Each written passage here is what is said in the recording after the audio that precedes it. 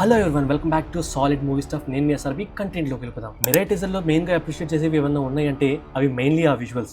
AI and VFX use చేసి దాన్ని చాలా రియలిస్టిక్ గా మనకు చూపిస్తున్నారు. అవి కూడా చాలా బాగా సెట్ అయ్యాయి, బాగున్నాయి. సోషల్ మీడియాలో వినిపిస్తున్న బడ్జెట్ ప్రకారం ఈ మూవీ బడ్జెట్ అరౌండ్ కొంతమంది 40 CR ఆర్ 60 CR అనుకుంటున్నారు. So around some 40 to 60 CR budget లో ఈ అవుట్పుట్ లో ఇలాంటి మంచి విజువల్స్ ని మూవీ టీం రాబట్టగలిగింది, విచ్ ఇస్ గ్రేట్. టీజర్ నుండి కొన్ని థియరీస్ అండ్ కొన్ని డీటెయిల్స్ ని కలిపి ఈ వీడియోలో పాయింట్ వైజ్ గా స్టోరీగా చెప్పాను. నెంబర్ 1, టీజర్ స్టార్టింగ్ లో ఒక డైలాగ్ లో జయరాం గారు జరగబోయేది మారణ హోమం, శిథిలం కాబోతుంది అశోకుడి ఆశయం అని అంటారు. అశోకుడు ఎవరు, తన ఆశయం ఏంటి అని మీకు తెలియకపోతే షార్ట్ గా చెప్తాను. అశోక మహారాజు ఇండియన్ హిస్టరీలోనే ద గ్రేటెస్ట్ ఎంపరర్ గా పరిగణిస్తారు, అంటే కన్సిడర్ చేస్తారు. తను మౌర్యన్ డైనాసిటీ ఎంపరర్, అంటే మౌర్యన్ డైనాసిటీకి ఏకైక చక్రవర్తి. కళింగ రాజ్యాన్ని జయించడం కోసం దాంతో యుద్ధం ప్రకటించి విజయం సాధించాడు. కానీ ఆ యుద్ధంలో అంటే 2286 ఇయర్స్ బ్యాక్ లక్షల మంది చనిపోయిన కారణంగా తన వల్లే ఇంతమంది చనిపోయారని భావించి అహింస మార్గాన్ని ఎంచుకొని మెల్లిగా కొన్ని సంవత్సరాలకు బుద్ధిజం స్వీకరించాడు, వైలెన్స్ ని వదిలేశాడు. సో టీజర్ లో చెప్పిన డైలాగ్ కి అర్థం కళింగ కోసం జరిగిన మారణకాండ కారణంగా ఇంకా ఈ దేశంలో అలాంటి మారణకాండ జరగకూడదు అని చెప్పి హింస మార్గాన్ని వదిలేశాడు. కానీ ఇప్పుడు ఏదైతే అశోకుడు వద్దనుకున్నాడో వదిలేశాడో, ఈ దేశంలో మళ్ళీ అలాంటిది జరగకూడదు అనుకున్నాడో అది మళ్ళీ జరగబోతుంది. అంటే అశోకుడి ఆశయం శిథిలం కాబోతుంది. ఒక మహాయుద్ధం రాబోతుంది, అది అఖండ భారతం నుండి మొదలవుతూ ఈ ప్రపంచాన్ని నాశనం చేస్తుంది అని ఆ స్వామీజీ చెప్తున్నాడు. నెంబర్ 2, నెక్స్ట్ డైలాగ్ లో కలియుగంలో పుట్టిన ఏ శక్తి దీన్ని ఆపలేదు అని స్వామీజీ అంటున్నాడు. దేన్ని? బ్లాక్ సోర్డ్ ని. అంటే ఆ బ్లాక్ సోర్డ్ ని ఎలిమినేట్ చేసే పవర్ ఇప్పటి మోడర్న్ వెపన్స్ కి లేదు అని క్లియర్ కట్ గా చెప్తున్నాడు. అయితే శ్రేయ గారు దీన్ని ఆపే దారే లేదా అని అడిగితే జయరాం గారు ఈసారి దైవం కాదు, యుగాల వెనకాల అవతరించిన ఒక ఆయుధం చూపిస్తుంది అని అంటారు. అదే మిరాయ్ అని మనకు క్లియర్ గా టీజర్ లో చూపించారు. ఇక్కడ ఈ లైన్స్ లోని డీటెయిలింగ్ ఏంటంటే యుగాల నాటి ఆయుధం అని క్లియర్ గా మెన్షన్ చేశారు. అంటే ఈ కలియుగం ఇంతకు ముందున్న యుగం అంటే ద్వాపర యుగం కాకుండా త్రేతాయుగంలో తయారు చేయబడ్డ ఒక ఆయుధం చేతనే ఆ బ్లాక్ సోర్డ్ అంతమవుతుంది అని క్లియర్ కట్ గా చెప్తున్నారు ఆ స్వామీజీ. అందుకనే ఒక యుగం అని అనకుండా యుగాల నాటి అని ప్లూరల్ ఫామ్ లో చెప్పారు. సో కలియుగం ద్వాపర యుగం కాదు, త్రేతాయుగంలో తయారు చేయబడ్డ ఒక మహా ఆయుధం. యాక్చువల్ గా అవతరించబడ్డ అనే వర్డ్ యూజ్ చేశారు, దాని గురించి ముందు మాట్లాడుకుందాం. చూడ్డానికి ఒక కలర్ఫుల్ స్టిక్ గా ఉన్నప్పటికీ వెరీ పవర్ఫుల్ స్ట్రక్చర్ తో దాన్ని నిర్మించారు. It is a power. ఎందుకంత పవర్ఫుల్ గా ఉంది అంటే దాన్ని తయారు చేసింది స్వయంగా మన శ్రీరాములు వారు. ఇప్పుడు చెప్పింది గెస్. మూవీ ప్రకారం దాన్ని శ్రీరాములు వారు వాడుండొచ్చు, మేబీ దాన్ని హనుమంతుల వారిచే భద్రపరచమని చెప్పి ఉండొచ్చు. అందుకనే అది హిమాలయాల ప్రాంతంలో సురక్షితంగా ఉంది. సో అలా నడుచుకుంటూ వస్తున్నది శ్రీరాముల వారు. మేబీ ఆ మిరాయ్ అని పిలువబడే ఈ స్టిక్ కి పవర్ వచ్చేలా చేసే టైమే ఈ సీన్ అవ్వచ్చు. అంటే నాగేష్ ప్రకారం మూవీ క్లైమాక్స్ లో శ్రీరాముల వారు రారు, కానీ అసలు మిరాయ్ అనే ఆయుధం ఎవరు ఎలా తయారు చేశారు, దానికి ప్రాముఖ్యం ఎలా వచ్చింది అని చెప్పడాన్ని ఇలా ఈ సీన్ ని, ఆ సీక్వెన్స్ ని మూవీలో కొన్ని నిమిషాల పాటు పెట్టుండొచ్చు అని మన గెస్. సో శ్రీరాముల వారిని చూపించడానికి కారణం మిరాయ్ అనే ఆయుధం ఆయన వల్లే త్రేతాయుగంలో తయారు చేయబడింది, ప్రాముఖ్యం పొందింది. అందుకనే అలా ఒక దర్శనంగా మూవీలో అలా వచ్చి అలా వెళ్ళిపోతారని అనుకుంటున్నాను. హనుమాన్ మూవీలో హనుమంతుల వారి లాగా క్లైమాక్స్ లో వస్తారని నేను అనుకోవడం లేదు. ఇంతకీ మిరాయ్ అంటే అర్థం తెలుసా? గూగుల్లో వెతికితే ఫ్యూచర్ అని అర్థం చూపిస్తుంది. ఈ వర్డ్ జపనీస్ లాంగ్వేజ్ నుండి వచ్చింది. అంటే ఎగ్జాక్ట్లీ జపనీస్ నుండి కాదు, సింగో జపనీస్ వొకాబులరీ నుండి వచ్చింది. అయితే ఈ సింగో జపనీస్ వొకాబులరీ ఎక్కడి నుండి ఆరిజినేట్ అయ్యిందంటే చైనీస్ లాంగ్వేజ్ నుండి. అందుకనే ఈ పిక్ లో ఉన్న ఈ 2 letters ని ట్రాన్స్లేట్ చేస్తే ఏమొస్తుంది అండ్ ట్రాన్స్లేట్ కాకుండా అర్థం ఏంటో తెలుసా అని గూగుల్ ని అడిగితే ఈ రెండిటికి ఫ్యూచర్ అనే అర్థం చూపించింది. అండ్ అది చైనీస్ లాంగ్వేజ్ అని చెప్తుంది. So Chinese, Japanese and Mirai అనే వర్డ్ కి లింక్ ఇది. అంటే చైనీస్ లాంగ్వేజ్ నుండి సింగో జపనీస్ వొకాబులరీ ఏర్పడింది, అందుట్లో నుండి ఈ మిరాయ్ అనే వర్డ్ ఏర్పడింది. దాని అర్థం ఫ్యూచర్. సో మిరాయ్ అంటే ఫ్యూచర్. అయితే త్రేతాయుగంలో శ్రీరాముల వారు ఫ్యూచర్ కోసం ఒక ఆయుధాన్ని తయారు చేసి దాన్ని జాగ్రత్తగా భద్రపరచమని చెప్పి జాగ్రత్తగా భద్రపరిచేలాగా చేశారు. సో శ్రీరాముల వారు స్వయంగా వెళ్లి ఆ ఆయుధాన్ని భద్రపరచాల్సిన అవసరం లేదు. కాబట్టి ఆయన ఎవరికో ఆదేశం ఇచ్చుంటారు. ఆ ఆదేశం తీసుకున్న వ్యక్తి ఎవరై ఉంటారు? ఇందాక చెప్పినట్లుగా హనుమంతుల వారా?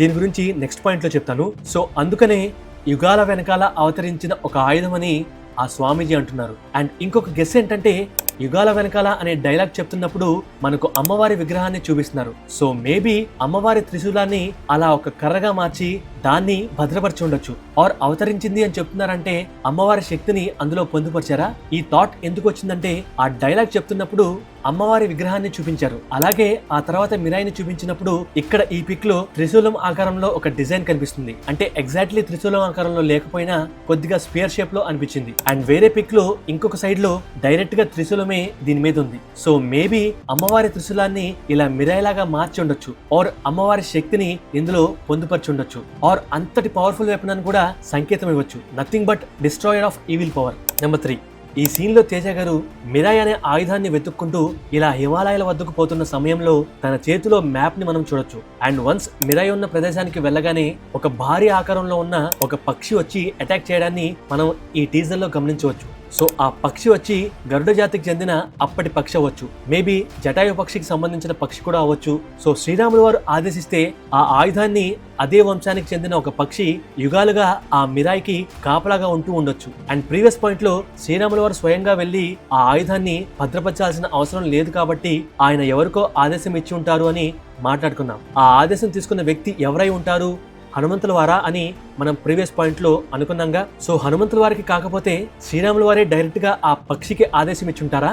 దెన్ అది స్వామివారి రాజ్యం నుండి హిమాలయాలకు పయనమై ఎవరూ సాహసించినా కూడా రాలేని ఒక ప్రదేశానికి చేరుకొని అక్కడ మిరాయిని పెట్టి త్రేతాయుగం నాటి నుండి దానికి కాపలా కాస్తూ ఉండొచ్చు. అండ్ ఈ పిక్ లోని ఆ పక్షి కాళ్ళను చూడండి, నల్లగా ఉన్నాయి కదా, దాని మీద తెల్లగా మంచు కూడా ఉంది. అండ్ ఇక్కడ ఈ పిక్ లో మిరాయి ఉంది కదా, దానికి రెండు పక్కల ఈ నల్లటి ఆకారంలో పిల్లర్స్ లాగా కొండ కనిపిస్తుంది. అయితే నా డౌట్ వచ్చేసి ఆ మిరాయికి అటుపక్క ఇటుపక్క కాళ్ళు పెట్టుకొని ఆ పక్షి నిల్చొని ఉండొచ్చని మనకి, అంటే ఆ పక్షి నీడలో ఆ మిరాయి దాగి ఉందని అర్థం వస్తుంది. అంటే ఆ గరుడ పక్షి ఆ ఆయుధాన్ని తీసుకొచ్చి అలా ప్రతిష్ఠించి అక్కడే దాని మీద అలా కాపలాగా యుగాల నుంచి ఉండొచ్చు. అందువల్ల దాని కాళ్ళ చుట్టూ ఇలా ఐస్ లాగా సాలిడ్ స్ట్రక్చర్స్ ఏదన్నా ఫామ్ అయి ఉండొచ్చు. ఎందుకంటే థౌజండ్స్ ఆఫ్ ఇయర్స్ కదా, ఏమైనా జరగచ్చు. వన్స్ సూపర్ యోధ ఆ మిరాయి దగ్గరకు రాగానే ఒక్కసారిగా విదిలించుకొని దాన్ని కాళ్ళు తీసుకొని యోధ మీద వేయడానికి ప్రయత్నించవచ్చు. సో కాళ్ళ వరకు ఓకే, బట్ కాలిగోర్లు అంటే ఆ పక్షి యొక్క క్లాస్ ఈ పిక్ లో ఎక్కడ ఉన్నాయి అంటే మేబీ ఆ ఐస్ లోపల ఉండొచ్చు. సో అలాగాని ఏదన్నా జరిగితే అది థియేటర్స్ లో విత్ బీజిఎం చూపిస్తే నెక్స్ట్ లెవెల్లో ఉంటుంది. Yeah, just same like Anji మూవీలో ప్రబంధ శక్తులు సర్పంగాను శూలంగాను చెట్లుగా మారి ఎలా అయితే ఆత్మలింగానికి కాపలా కాస్తాయో ఇలా ఈ మిరాయిని ఒక గరుడ పక్షి కొన్ని వేల సంవత్సరాలుగా కాపలా కాస్తుంది అని చెప్పిన చూపించిన చాలా చాలా అద్భుతంగా ఉంటుంది. అండ్ అంజీ మూవీ నుండి ఇన్స్పైర్ అయినట్లు ఉంటుంది, కొత్తగా కూడా ఉంటుంది. అంటే మోడర్న్ టైంలో గరుడ పక్షి, అది కూడా శ్రీరాముల వారి ఆదేశాల మేరకు యుగాలుగా మిరాయిని కాపలా కాస్తుంది అంటే అది ఎలా ఉంటుందో జస్ట్ ఇమాజిన్ చేసుకోండి. నెంబర్ 4, ఇంకా డీటెయిల్స్ లోకి వెళ్తే టోటల్ గా 9 బుక్స్ ఉన్నాయి కదా, అందులో 6 ఆల్రెడీ బ్లాక్ స్వార్డ్ దగ్గర ఉన్నాయి. సో ఇక్కడ కౌంట్ చేస్తే పూర్తిగా 6 బుక్సే ఈ పిక్ లో కనిపిస్తున్నాయి. మేబీ ఈ 6 బుక్స్ కాకుండా ఇంకొక 2 బుక్స్ కూడా అక్కడ ఉండొచ్చు, బట్ మనకు టీజర్ లో చూపించకపోవచ్చు. అంటే టోటల్ గా 8 బుక్స్ బ్లాక్ స్వార్డ్ దగ్గర ఉండొచ్చు. మిగిలిన ఆ ఒక్క బుక్ అది ఎక్కడ ఉంది అంటే సూపర్ యోధ దగ్గర ఉంది అనుకుంటున్నారా? లేదు, అది ఎక్కడ ఉందో చెప్తాను. బట్ ఆ 6 or 8 బుక్స్ ని బ్లాక్ స్వార్డ్ ఎలా సంపాదించాడో ఒకసారి చూద్దాం. టీజర్ ప్రకారం ఫస్ట్ ఈ ప్లేస్ లో సంపాదించాడు. బ్లాక్ స్వార్డ్ ఎక్కడికి వెళ్లి ఫైట్ చేసినా కేవలం ఆ 9 గ్రంథాల కోసమే వెళ్తాడు. అందులో ఇదొక ప్రయత్నం. అండ్ ఆ ప్లేస్ వచ్చేసి ఆఫ్ఘనిస్తాన్. ఎలా చెప్తున్నాం అంటే ఇక్కడ అరబిక్ ఉంది కాబట్టి ఆఫ్ఘన్ అని చెప్పడం లేదు. హిస్టరీ ప్రకారం మనకు టీజర్ లో అశోకుడు గురించి చెప్పారు. మేబీ అశోకుడు టైంలో ఆ బుక్ ని తను స్ప్రెడ్ చేయొచ్చు, అంటే పార్ట్స్ ఆఫ్ వరల్డ్ కి తనే స్ప్రెడ్ చేయొచ్చు. ఎందుకంటే అఖండ భారతదేశాన్ని అశోకుడు పాలించాడు. లైక్ ఆఫ్ఘనిస్తాన్ నుండి ఇప్పటి బంగ్లాదేశ్ వరకు మొత్తం తన సామ్రాజ్యమే. సో అలా ఆఫ్ఘనిస్తాన్ కూడా తన కింగ్డమే కాబట్టి ఒక్కొక్క ప్లేస్ లో ఒక్కొక్క బుక్ ని ప్రిజర్వ్ చేసి ఉండొచ్చు. సో ఆ ఏరియా, ఆ మ్యాట్స్, ఆ బాజార్, ఆ లాంగ్వేజ్ అవన్నీ చూస్తే ఇప్పటి ఆఫ్ఘన్ లాగానే ఉంది. అండ్ హిస్టరీ పరంగా కూడా మ్యాచ్ అవుతుంది. సో అందుకనే ఆఫ్ఘనిస్తాన్ అని చెప్తున్నాను. కేవలం ఆఫ్ఘనిస్తానే కాదు, గ్రీక్ పీపుల్ కూడా తన ఆస్థానంలో పనిచేసే వాళ్ళంట. సో ఆ కల్చర్ కూడా తన కింగ్డమ్ లో ఉండేదని చెప్తారు. సో ఆల్మోస్ట్ ఏషియా అండ్ మిగతా కంట్రీస్ లో కూడా తనకు పేరుంది, పవర్ కూడా ఉంది, ముఖ్యంగా స్నేహం ఉంది. అందుకనే అలా పుస్తకాలు వేరే వేరే చోట్ల తీసుకువెళ్ళి ఉండొచ్చు. అండ్ ఈ బుక్ ని ఎవరికో ఇస్తున్నారు కదా, ఆ ఇస్తున్న వాళ్ళ డ్రెస్ కలర్ ని గమనిస్తే, ఈ పిక్ లో ఉన్న వాళ్ళ డ్రెస్ కలర్ కూడా గమనిస్తే సేమ్ ఒకేలాగా ఉన్నాయి. సో వీళ్ళ దగ్గర కూడా ఒక బుక్ ఉంది. ఆ బుక్ ని ఇక్కడికి హీరో వచ్చాడు కాబట్టి హీరోకి ఇవ్వడం లేదు, హీరోయిన్ కి ఇచ్చి జాగ్రత్తగా ఇక్కడ నుండి తీసుకొని పొమ్మంటున్నారు. అంటే హీరో ఈ ప్లేస్ కి రాకముందే ఈ సీన్ జరుగుతుంది. సో అలా ఒక ప్లేస్ కి వెళ్ళమని హీరోయిన్ కి బుక్ ఇచ్చి తోడుగా ఒక పర్సన్ ని పంపిస్తారు. అయితే దారి మధ్యలో హీరోకి హీరోయిన్ కనిపిస్తే సమ్ రీజన్స్ హీరోయిన్ ఆ మిరాయ్ స్టిక్ ని తీసుకురమ్మని చెప్పి హీరోకి దారి చూపించి వెనక్కి వచ్చేస్తుంది. దెన్ హీరో వెళ్లి ఆ మిరాయ్తో తిరిగి వస్తాడు. అయితే ఈలోపు బ్లాక్ స్వర్డ్ మిగతా బుక్స్ ని సంపాదిస్తాడు. అంటే 8th బుక్ కోసం వెతుకుతూ ఆ ప్రొఫెసర్ ఉన్న ప్లేస్ కి వెళ్తాడు. అక్కడ ఈ బ్లాక్ స్వర్డ్ ఫైట్ జరుగుతుంది. ఈ గ్యాప్ లో అక్కడ నుండి ప్రొఫెసర్ ఆ బుక్ ని తీసుకొని ట్రైన్ ఎక్కి పారిపోతున్నప్పుడు ఇక్కడ ఈ రైల్వే ట్రాక్స్ దగ్గర ట్రైన్ ఆపి మరి ప్రొఫెసర్ ని దింపి బ్లాక్ స్వర్డ్ చంపేస్తాడు. సో 8th బుక్ కోసం వచ్చినప్పుడు బ్లాక్ స్వర్డ్ కి కూడా తెలియదు అదే ట్రైన్ లో 9th బుక్ కూడా ఉందని. Maybe some type of tracking device, అంటే న్యాచురల్ గా ఆ బుక్స్ ఎక్కడ ఉన్నాయో ఆ బ్లాక్ స్వర్డ్ కి తెలియడం వలన ప్రొఫెసర్ ని పట్టుకొని ఆ 8th బుక్ ని తీసుకుంటాడు. సో అదే ఈ రైల్వే ట్రాక్ సీన్ లో చూడొచ్చు. అయితే అక్కడే ఇందాక చెప్పినట్లుగా హీరోయిన్ అండ్ తనతో పాటు సేఫ్టీ కోసం ఒక పర్సన్ ఉంటాడు. సో ఆ బ్లాక్ స్వర్డ్ ఇలా ట్రైన్ ఆపగానే అందరిలాగానే తను కూడా పారిపోతుంది. అండ్ తన చేతిలో ఒక బ్యాగ్ ఉంది అండ్ ఆ బ్యాగ్ లో ఒక బుక్ ఉంది. మన గెస్ ప్రకారం it's the final and the last book among 9. So professor సీన్ తర్వాత 9th బుక్ కూడా ఇక్కడే ఉంది అని అర్థమై దానికోసం వస్తున్నప్పుడు అది హీరోయిన్ దగ్గర ఉందని తెలుసుకుంటాడు బ్లాక్ స్వర్డ్. అంటే బ్లాక్ స్వర్డ్ ఆర్ వాళ్ళ మనుషుల నుండి వచ్చే ఆ బ్లాక్ ఫాగ్ ని అబ్జర్వ్ చేసుకునే శక్తి వీళ్ళకుంటుంది. అంటే ఆ హీరోయిన్ ని కాపాడడానికి మన జగపతి బాబు గారు వస్తారు. మేబీ వీళ్ళు నాగసాధువులు అవ్వచ్చు, అంటే అఘోరాలు. అండ్ ఇక్కడ జగపతి బాబు గారు బ్లాక్ స్వర్డ్ తో ఫైట్ చేస్తుంటే ఆర్ బ్లాక్ స్వర్డ్ మనుషులను ఆ బుక్ తెమ్మని ఆ బ్లాక్ స్వర్డ్ పని అప్పగించి వెళ్ళిపోతే వీళ్లను మన జగపతి బాబు గారు డిఫెండ్ చేస్తుంటే హీరోయిన్ కళ్ళల్లో ఆనందం కనిపిస్తుంది. ఎందుకంటే అదే టైంలో హీరో అక్కడికి మిరాయ్తో వస్తాడు. సో హీరోయిన్ అందుకనే ఆ సీన్ లో హ్యాపీగా కనిపిస్తుంది. అయితే ఆ ప్లేస్ వచ్చేసి శ్రీలంక. ఎలా చెప్తున్నాను అంటే ఆ ట్రైన్ అండ్ ఆ లొకేషన్ బట్టి అర్థమవుతుంది. ఆ లొకేషన్ వచ్చేసి Badulla to Colombo train route. And ఆ ట్రైన్స్ ని క్లాస్ M6 అని అంటారు. క్లాస్ M6 ట్రైన్స్ ఓన్లీ శ్రీలంకలో మాత్రమే ఉంటాయి.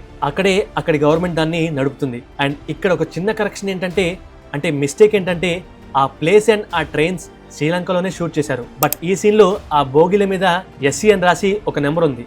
SC అంటే సౌత్ సెంట్రల్ రైల్వే అని ఇండియాలో అర్థం వస్తుంది. సో ఐదర్ మన బోగిలను శ్రీలంక వాళ్ళకి ఇచ్చుండాలి, లేదా ఈ ఎంటైర్ సీన్ ని శ్రీలంకలో తీసి ఈ సీన్ ఇండియాలో జరుగుతుంది అని చెప్పొచ్చు. సో ఈ సీన్ తర్వాత జగపతి బాబు గారు హీరోయిన్ వాళ్ళను వాళ్ళుండే ప్లేస్ కి తీసుకువెళ్తారు. నెక్స్ట్ సీన్ లో ఇలా జంప్ చేస్తూ హీరో కనిపిస్తాడు. అక్కడే హీరోయిన్ వాళ్ళను కూడా చూడొచ్చు. అండ్ ఇక్కడ ఆ విరిగిపోయిన పిల్లల్ని ఒకసారి చూసి గుర్తుపెట్టుకోండి. నెక్స్ట్ సీన్ లో ఇదే ప్లేస్ లో డే టైం ఒక ఫైట్ జరుగుతుంది. అక్కడికి బ్లాక్ స్వర్డ్ టీం వచ్చి హీరోతో ఫైట్ చేస్తారు. అండ్ ఆ తర్వాత హీరో అండ్ హీరోయిన్ ఎక్కడి నుండి అయితే ఆ బుక్ ని తీసుకొచ్చారో అదే ప్లేస్ కి రిటర్న్ వెళ్తారు. దెన్ అక్కడ ఇన్నర్ పీస్ ని నిద్రలేపి హీరో ఇంకా పవర్ఫుల్ అవుతాడు. ఆ తర్వాత ఏం జరుగుతుంది అనేది మూవీలోనే చూడాలి. సో ఈ టీజర్ లో కొన్ని సీన్స్ ని బట్టి డీటెయిల్స్ తో పాటు స్టోరీ కూడా గెస్ చేసి చెప్పాను. Next number 5. ఇక్కడ జయరాం గారు మాట్లాడేది శ్రేయ గారితో, అండ్ ఇక్కడ మనోజ్ గారు మాట్లాడేది మైట్ బి రితికా నాయక్ గారితో అనుకుంటున్నాను. సో హీరో దగ్గర ఉండే రితికా నాయక్ గారు మనోజ్ గారి దగ్గరకు ఎలా వచ్చారు అంటే రాలేదు, కిడ్నాప్ చేశారు అనుకుంటా. సో ఇక్కడ కనిపిస్తున్న సీన్ లో ఆ కనిపించే female heroine. So heroine body guards ని కొట్టి తనను హెలికాప్టర్ లో కిడ్నాప్ చేసి బ్లాక్ స్వర్డ్ దగ్గరకు తీసుకువెళ్తారు. నెంబర్ 6. ఈ బుక్ ఎవరు పడితే వాళ్ళు తెరవలేరు, అందులో ఏముందో చదవలేరు, దానికి ప్రొటెక్షన్ ఉంది. సో అందుకనే ఈ ఆఫ్ఘనిస్తాన్ సీన్ లో బ్లాక్ స్వర్డ్ ఎప్పుడైతే ఆ బుక్ ని డైరెక్ట్ గా పట్టుకుంటాడో దాని మీద ప్రొటెక్షన్ లేయర్ వచ్చేస్తుంది. అంటే ఆ గోల్డెన్ కలర్ గా ఆ బుక్ మొత్తం అల్లేస్తుంది. మరి ఆ బుక్ లోని పవర్ బ్లాక్ స్వర్డ్ లోకి ఎలా వస్తుంది అంటే ఈ తొండబొమ్మ ఉన్న బాక్స్ లో ఆ బ్లాక్ కలర్ ఈవిల్ పవర్ ఉంటుంది. దాన్ని బ్లాక్ స్వర్డ్ తన చేతిలోకి తీసుకొని ఈ పిక్ లో ఆ బుక్ కేసి ఆ పవర్ తో అటాక్ చేయగానే ఆ బుక్ లోని పవర్ మనోజ్ గారి ద్వారా తనకు రైట్ హ్యాండ్ సైడ్ లో ఉన్న ఆ బ్లాక్ స్వర్డ్ లోకి వెళ్తుంది. సో ఇక్కడ మనోజ్ గారి పేరు బ్లాక్ స్వర్డ్ కాదు, ఆ కత్తి పేరు బ్లాక్ స్వర్డ్. అండ్ అది మహావీర్ రాణాకి దక్కిన ఒక పవర్. ఆ పేరుని ఇక్కడ ఈ సీన్ లో మనోజ్ గారు చెప్తారు, అంటే మహావీర్ రాణా అని. అది రితికా నాయక్ గారితోనే అని అనుకుంటున్నాను. నెంబర్ 7. ఇది డీటెయిల్ కాదు, ఒక గెస్. ఈ టీజర్ లో మాక్సిమం అన్ని డీటెయిల్స్ కవర్ చేసాం. ఏదన్నా మిస్ అయితే కామెంట్ చేయండి, అలాగే సబ్స్క్రైబ్ చేసి షేర్ కూడా చేయండి గైస్. మీ సబ్స్క్రిప్షన్ నాకు చాలా చాలా ఇంపార్టెంట్. సో ఆ గెస్ ఏంటి అంటే ఈ మిరాయ్తో పాటు సూపర్ యోధ ఈ సీన్ లో పిరమిడ్ల దగ్గర ఉన్నట్లుగా చూపిస్తున్నారు. సో అక్కడికి మిరాయ్ ఎందుకు వెళ్ళినట్లు? మేబీ ఇందాక చెప్పినట్లుగా 9th బుక్ హీరోయిన్ దగ్గర కాదు, ఈ ఈజిప్ట్ లో ఉందని దానికోసం తను వచ్చాడా, లేక హీరోయిన్ ని కిడ్నాప్ చేసి ఆ 9th బుక్ కోసం మహావీర్ పంపిస్తున్నాడా? ఇంకొక వైల్డ్ గెస్ ఏంటంటే ట్రాన్స్పోర్టేషన్. ఈ మిరాయ్ సూపర్ యోధను ఎక్కడికి కావాలంటే అక్కడికి టెలిపోర్టేషన్ చేస్తుందా? ఫ్యాంటసీ మూవీ కాబట్టి ఏమో చెప్పలేం, ఇది నిజమవచ్చు ఆర్ అబద్ధం కూడా అవ్వచ్చు. అంటే ఎక్కడికి కావాలంటే అక్కడికి, ఏ ప్రదేశానికి కావాలంటే ఆ ప్రదేశానికి ఈ మిరాయి తీసుకువెళ్తుంది. సో మీరు చేస్తున్న గెస్ కూడా చిన్నగా కామెంట్ రూపంలో ఈ వీడియో కింద రాయండి. మనం డీటెయిల్స్ కోసం అశోకుడి గురించి డీటెయిల్స్ తెలుసుకొని టీజర్ ని మల్టిపుల్ టైమ్స్ చూసి గెస్ థియరీస్ ని రాసుకొని డీటెయిల్స్ కలెక్ట్ చేసి దాన్ని స్టోరీగా రాసుకొని మీ ముందు తీసుకొచ్చాను. ఈ వీడియో నచ్చితే సబ్స్క్రైబ్తో పాటు లైక్ అండ్ షేర్ కూడా చేయండి guys. Thank you, love you all.